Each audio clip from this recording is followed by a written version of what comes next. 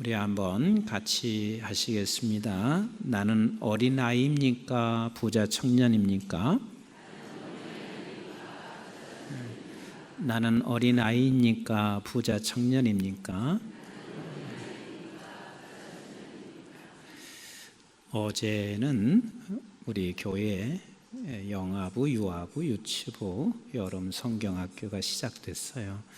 근데 절 보고 와서 개강 설교를 해달라고 그래서 제가 설교하러 갔는데 애들이 그렇게 이쁠 수가 없어요. 그냥 뭐 아이들은 다 예쁜데 어제는 유독하게 예뻐서 다 그냥 한 번씩 안아주고 싶은데 애들이 많은데 그거 뭐 안아줄 수도 없고, 그래서 내가 손주 볼 때가 됐나 그런 생각이 들고, 어쨌든 그렇게 예쁠 수가 없어요. 근데 그렇게 예쁜 아이들 설교 마쳤는데 절 보고 사진 꼭 찍으셔야 된대요. 그래서 제가 사진 찍기 위해서 앉아 있는데, 사실 이 원래 이제 내복이라고 그러나 뭐라 그러나 하여튼 속에 옷 입고 그 다음에 이제 와이셔츠 입고 그리고 이제 꼭 그 티셔츠를 입고 와야 된대요. 그 성경학교. 그래서 창고 아니면 되겠지 하고 그걸 또 위에다 입고 그리고 앉아 있는데, 작년 같으면 사진 뭐 그냥 금방 찍잖아요. 근데 나를 중간에 앉혀놓고 요놈이 튀어나가고 저놈이 튀어나가고 하나 앉혀놓으면 여름이 나가고 이러는 거예요. 전체 사진을 찍는데 시간이 많이 흘렀는데요, 온몸이 땀으로 목욕을 한 거예요. 근데 한 번 찍었는데 목사님 더 찍어야 된대요. 그래서 뭘 더 찍냐 그랬더니 유아부하고 영아부하고 유치부 다 따로따로 찍어야 된대요. 근데 얼마나 끔찍한지. 그래도 뭐 어떻게 해요. 뭐 앉아서 있는데 이 영아부를 찍었는데 이놈들 보세요. 그냥 이립퉁 빠지고 저립퉁 나고, 그리고 어디서 삑 소리 나고 울면 또 갖다 놓고, 이렇게 해서 세 부서를 찍었는데 제가 설교는 10분 했거든요. 사진 찍는데 35분 걸렸어요. 내가 얼마나 땀을 흘리는지 제가 앉아 있으면서 그런 생각을 했습니다. 그렇게 애들이 이쁜데 애들 하루만 목사님 보세요 그러면 차라리 나 죽여라. 아니 너무 애들은 이쁜데 하루만 애들 데리고 목사님이 책임지세요 그러면 진짜 감당을 못하겠다. 그러니까 보니까 애들 수하고 교사 수하고 엄마 아빠 수하고 똑같아요. 그러니까 한 녀석들이 한 사람이 반드시 책임져야 돼요. 제가 왜 이 이야기를 말씀에 서두에 드리냐면, 이 세상에서 어린 아이로 사는 것은요 굉장히 어렵습니다. 그리고 사람들이 반겨하지를 않습니다. 어린아이로 살면 사람들은 다 쫓아내고 멸시하고, 그리고 결국은 그를 죽이는 자리까지도 갑니다. 그래서 대다수의 이 세상에서 사는 너나 할 것 없이 모든 사람들은 부자 청년처럼 살기를 원해요. 그런데 우리가 사실 어린아이로 산다는 것이 이게 얼마나 복인 줄 몰라요. 어린아이로 산다는 게 얼마나 이게 축복인지 몰라요. 지금 아멘을 몇 사람 안 하시는데 잘 몰라서 아멘 안 하시는 거거든요. 우리가 어린아이로 산다는 게 굉장한 복이에요. 그러면 도대체 그 어린아이가 누군가, 그리고 부자 청년은 누군가? 오늘 이 본문 말씀은 이 둘을 너무 잘 말씀해 주시고 있는 게 이 본문의 이야기입니다. 어린아이가 누군가, 부자 청년은 누군가. 자, 우리 한번 본문 마태복음 19장 13절 같이 읽어봅니다. 시작. 그때 사람들이 예수께서 안수하고 기도해 주심을 바라고 어린 아이들을 데리고 오매 제자들이 꾸짖건을, 어린아이가 오니까 제자들이 꾸짖었습니다. 꾸짖건을 그랬습니다. 그랬더니 예수님께서 14절 시작. 예수께서 이르시되 어린아이들을 용납하고 내게 오는 것을 금하지 말라. 천국이 이런 사람의 것이니라. 지금 마태복음 18장에서도 어린아이 같지 아니하면 천국에 갈 수 없다라고 말씀하셨는데, 오늘 여기서도 어린아이가 바로 천국을 소유한 자다라고 말씀하시고 15절 같이 있습니다. 시작. 그들에게 안수하시고 거기를 떠나시니라 그랬습니다. 주님께서 거기서 안수하셨다라고 말하고 있습니다. 여기서 안수가 도대체 무슨 의미일까? 모든 사람들이 안수 그러니까 주님께서 그냥 단순히 축복하셨구나 이렇게만 생각할 수 있습니다. 그런데 안수는 그런 축복의 의미도 있지만 더 깊은 또 다른 의미가 있습니다. 그리고 마태복음 16장에서부터 17장, 18장, 19장에 이르기까지 계속해서 모든 정황을 보았을 때 여기서 예수님이 안수하는 의미는 무엇일까? 우리 한번 레위기서 1장 3절 4절을 같이 보겠습니다. 시작. 이 예물이 소의 번제이면 흠없는 수컷으로 회막문에서 여호와 앞에 기쁘게 받으시도록 드릴지니라. 자, 예물을 여호와께 드릴 때, 자 4절 보세요. 시작. 그나 누가예요? 그는 누구예요? 번제를 드리는 제사장이란 말이에요. 그는 시작.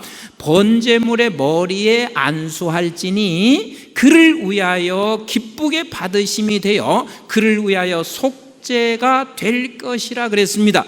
짐승을 하나님 앞에 올려드릴 때 제사장이 그 짐승의 머리 위에 안수했습니다.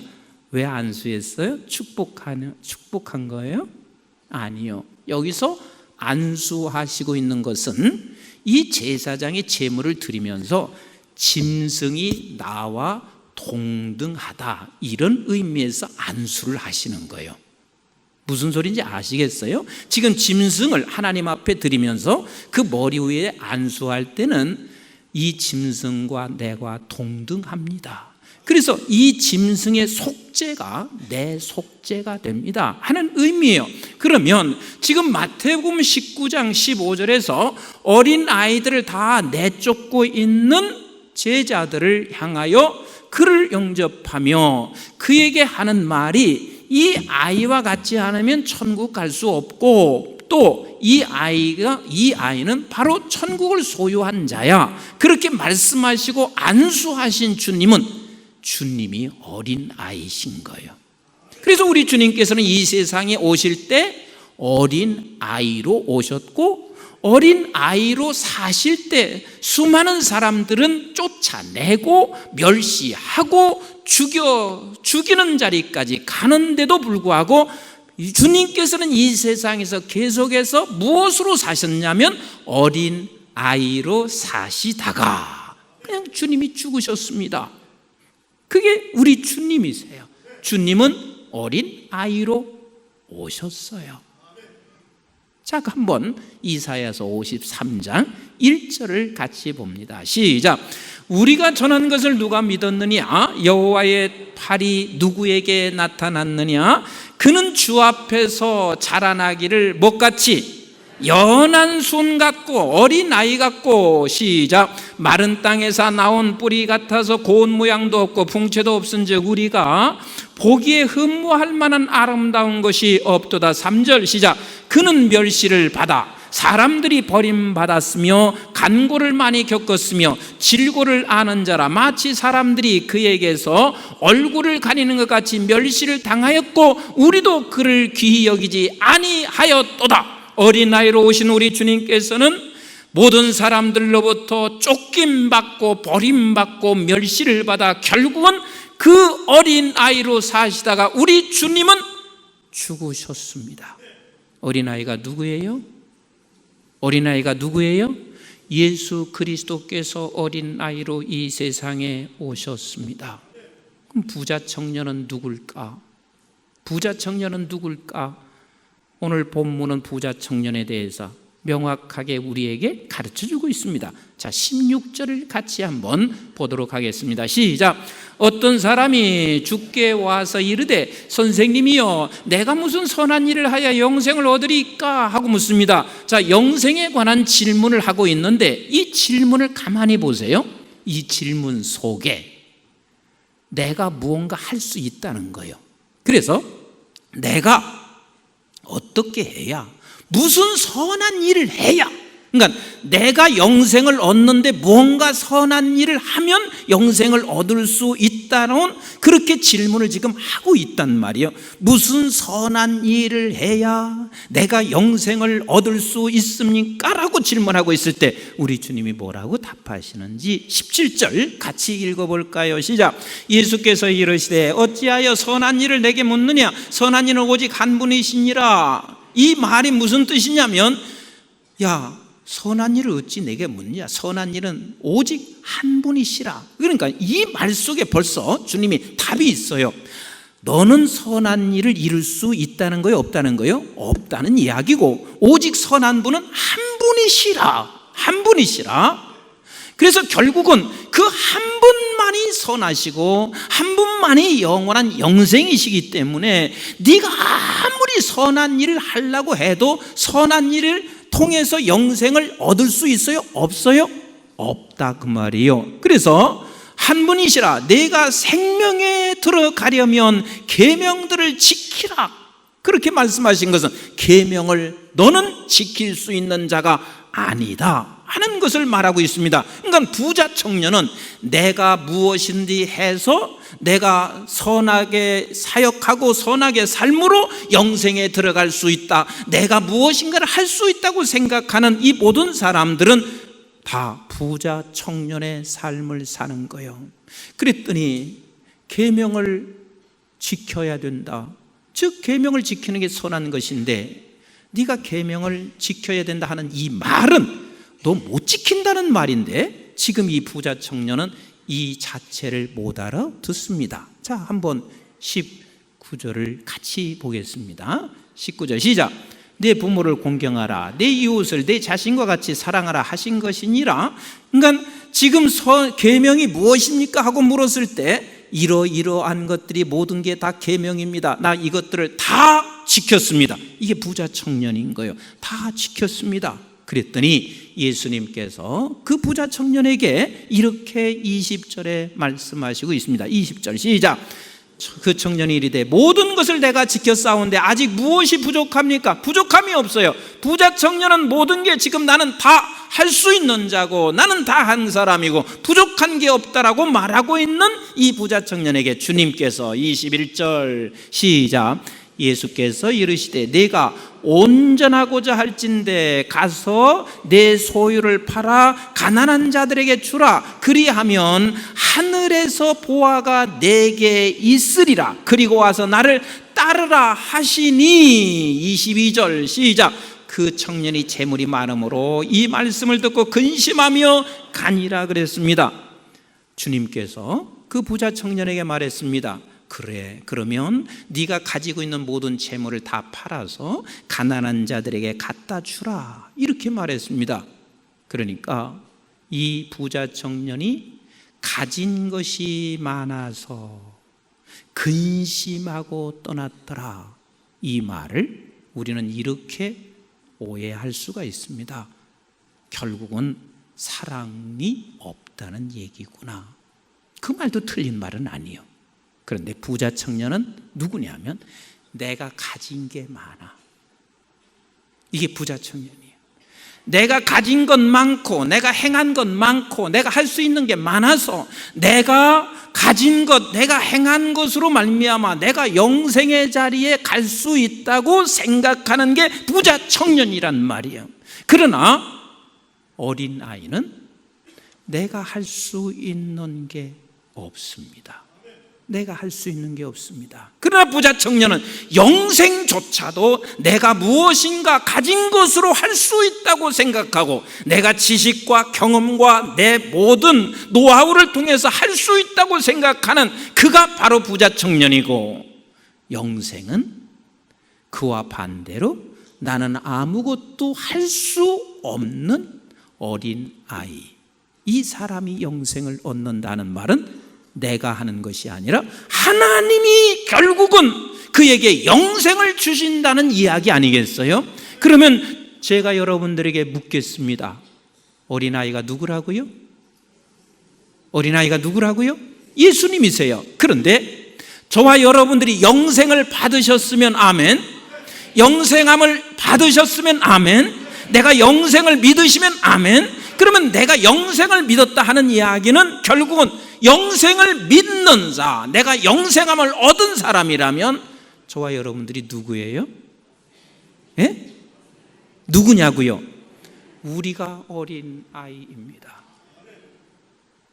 아직도 내 힘으로 내 노력으로 살아가는 사람이 있다면 그가 부자 청년인 것이고, 나는 내가 영생을 내가 얻은 것에 대한 믿음이 있다는 사람이라면 나는 어린 아이라는 게 분명한 것이고, 그래서 저와 여러분들은 어린 아이로 이 세상에 주님과 같이 보내졌습니다. 우리 주님께서도 어린아이로 이 세상에 보내져서, 그래서 때때로는 주님을 쫓아내고 멸시하고 죽이기까지 했지만, 우리 역시도 이 세상에 영생함을 얻은 저와 여러분들은 어린아이로 이 세상에 보내졌는데, 어린아이로 보내졌는데 어느 순간 우리는 내가 부자 청년처럼 행세하고 삽니다. 내가 부자 청년같이 그렇게 살아갈 때가 많이 있습니다. 그때마다 하나님이 우리를 향해서 뭐라고 하시는 줄 아세요? 사랑하는 내 아들아, 사랑하는 내 딸아, 너 부자 청년 아니야. 너는 어린 아이야. 우리 한번 에베소 2장 22절을 같이 한번 보시겠습니다. 시작. 너희는 유혹의 욕심을 따라 썩어져가는 구습을 따라 옛사람을 벗어버리고, 옛사람이 누구냐면 부자 청년을 벗어버리고, 23절 시작. 오직 너희의 심령이 새롭게 되어 하나님을 따라 의와 진리의 거룩함으로 지으심을 받은 새 사람을 입으라. 즉 너는 이제 새 사람이야. 어린 아이로 이 세상에 보내진 존재. 제가 종종 말씀을 드립니다. 우리 교회는 하나님의 은혜 가운데 이렇게 큰 교회로 하나님이 세우셨습니다. 그런데 교회가 자칫 잘못하면, 교회가 좀 규모가 커지기 시작하면 부자 청년으로 갑니다. 그게 무슨 소리냐면, 어린아이는 시작부터 내 힘으로 할 수 있는 게 없었던 거예요. 그리고 과정조차도 하나님의 은혜 없이는 될 수가 없는 거예요. 또 앞으로 살아가는 길도 하나님의 은혜 없이는 될 수가 없는 거예요. 이게 어린아이예요. 그래서 제가 서두에서 말씀드렸잖아요. 영아부, 유아부, 유치부, 교사하고 애들하고 수가 똑같아. 한 아이는 반드시 한 사람이 책임져야 할 만큼 이 어린아이예요. 교회가 아무리 사이즈가 크고 그래도 교회는 끝까지 우리가 붙잡고 싸워야 할 것이 무엇이냐면 하나님 어린아이입니다. 하나님이 안 계시고 하나님 없이는 아무것도 할 수가 없습니다. 이만큼 사이즈가 크니까 성경학교 얼마든지 할 수가 있고, 이만큼 사이즈가 크니까 여름 행사 뭐가 할 수가 없는 게 뭐가 있겠나, 이 많은 교회에서 무엇을 못하겠나. 우리가 자칫 잘못하면 부자 청년이 돼버립니다. 사실 우리는 부자 청년이 아니거든요. 어린 아이로 하나님이 보내셨고, 어린 아이로 살기를 원하시고, 어린 아이로 살다가 우리가 죽어져야만이 생명의 역사가 그곳에 일어나기 때문에 하나님은 계속해서 말씀하시는 거예요.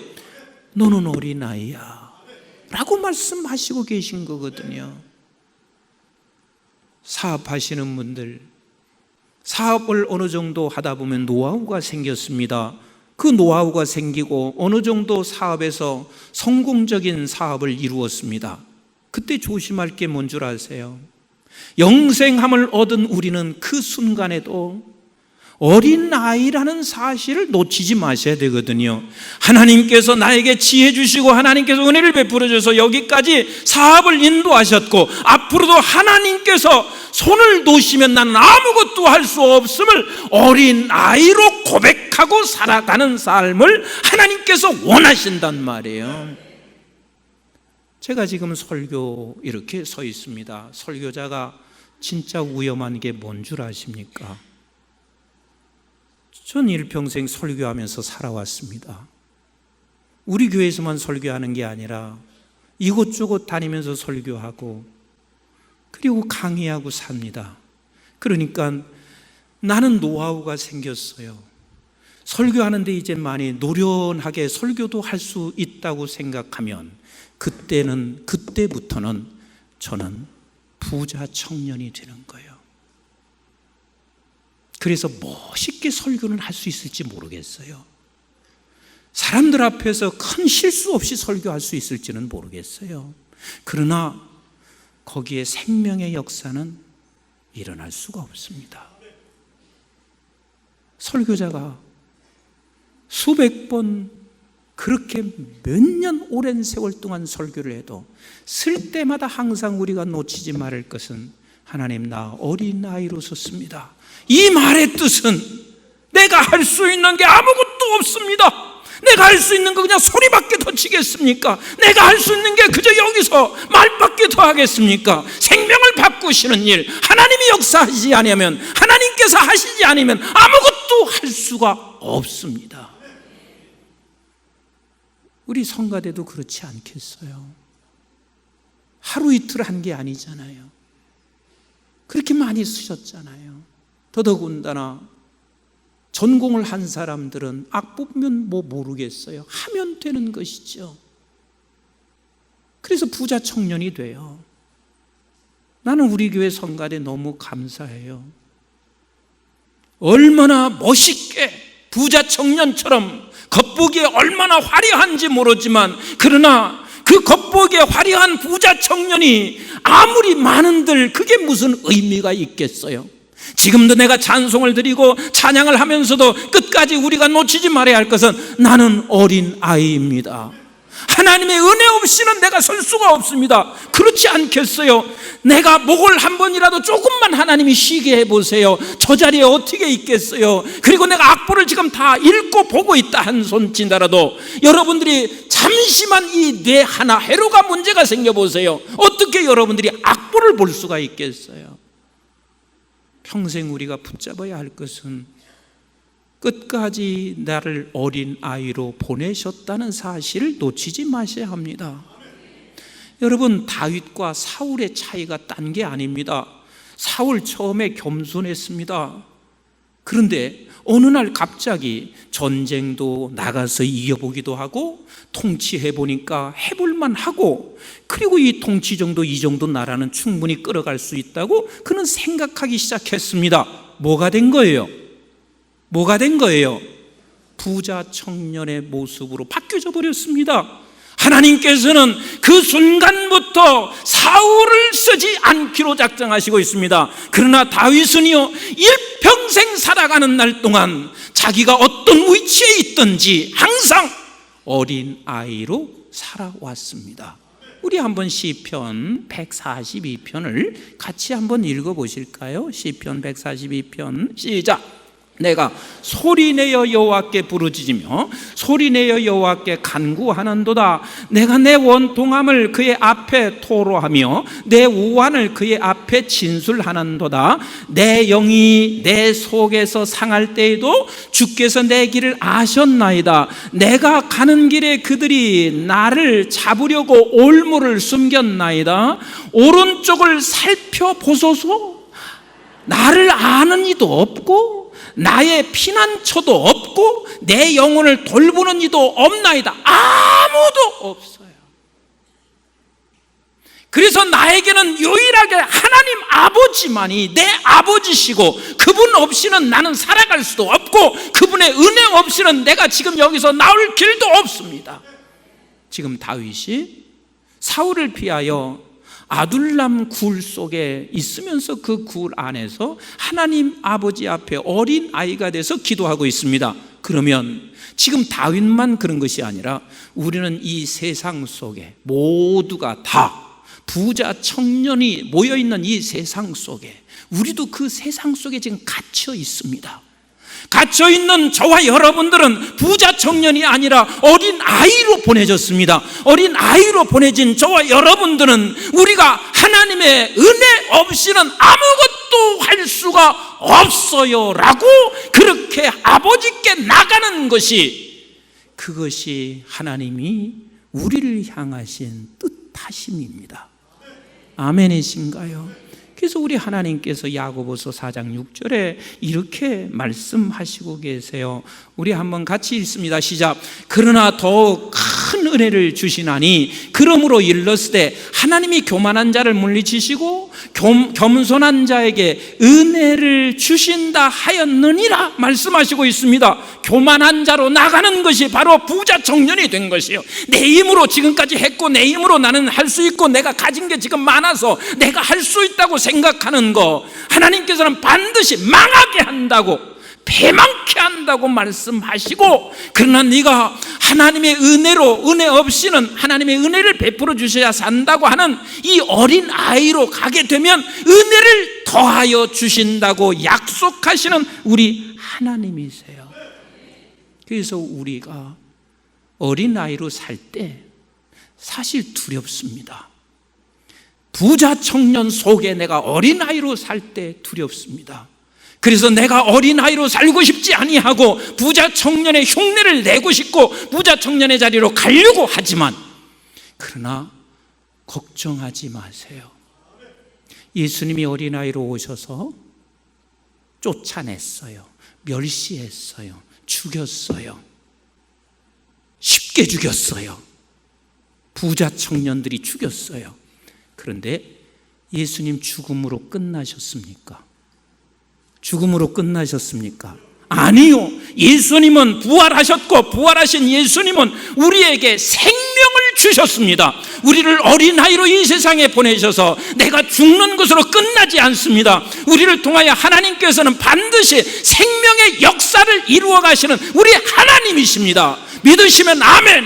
그래서 우리를 어린아이로 보내셨고, 어린아이로 살게 되면 우리는 때때로 쫓기고 멸시당할 수 있지만, 그러나 반드시 하나님은 어린아이로 살아가는 그 사람들을 통하여 생명의 역사를 계속 이루어갑니다. 우리 한번 베드로전서 5장 5절부터 같이 한번 읽어볼까요? 시작.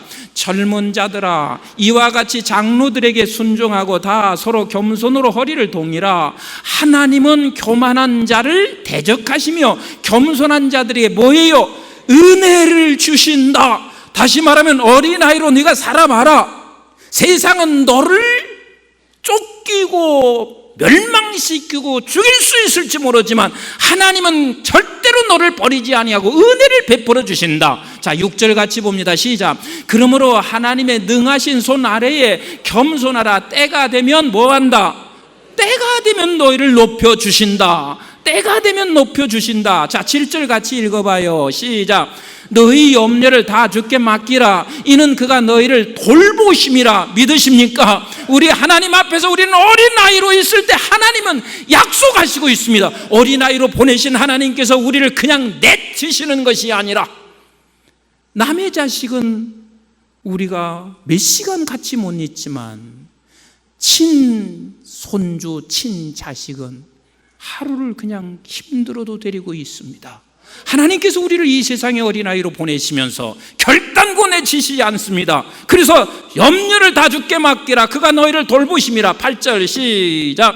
근신하라, 깨어라. 너의 대적마귀가 우는 사자같이 두루다니며 삼킬자를 찾나니 세상의 부자 청년들은 우리를 끊임없이 내치고 멸망시키고 그게 우리 세상이란 말이요. 그러나 절대로 염려하지 말아라. 9절 한번 같이 보겠습니다. 시작. 너희는 믿음을 굳건하게 하여 그들을 대적하라. 이는 세상에 있는 너희 형제들로 동일한 고난을 당하는 줄을 알미라. 고난 속에 있지만 염려하지 말아라. 죽는 상황에도 염려하지 말아라. 너는 어린아이다. 하나님이 붙잡고 있으며 마지막에는 너를 통해서 하나님께서 반드시 하나님의 영광을 드러내실 뿐만 아니라 생명의 역사를 이루어 가십니다. 같이 한번 하시겠습니다. 나는 어린아이다. 저와 여러분들은 어린아이로 보내졌습니다. 끝까지 어린아이로 겸손하게 나는 가진 거 아무것도 없는 자로 하나님이 은혜를 베풀지 아니하면 아무것도 할 수 없다고 고백하는 그 자리에 서셔서 끝까지 하나님 앞에서 어린아이로 사셔서 저와 여러분들을 통하여 하나님의 영광이 드러나고 생명의 역사가 일어나기를 주님의 이름으로 축복합니다. 축복합니다. 기도하겠습니다. 이 시간 기도하실 때 하나님, 주님이 이 세상의 어린아이로 보내지신 것처럼 나 또한 이 세상의 어린아이로 보내졌습니다. 아버지 하나님, 그 어린아이로 보내진 우리를 세상 부자 청년은 우리를 쫓고 내몰고 멸시하고 그리고 죽이는 자리에 서게 할지 모르지만 끝까지 우리 어린아이로 살아 겸손하게 나는 가진 것 없지만 우리 아버지 하나님 앞에 은혜를 구하면서 우리가 살아가게 하여 주시어서 우리를 통하여 생명의 역사가 일어나게 하옵소서. 우리 한번 합심해서 함께 기도하겠습니다. 사랑 많으신 아버지 하나님,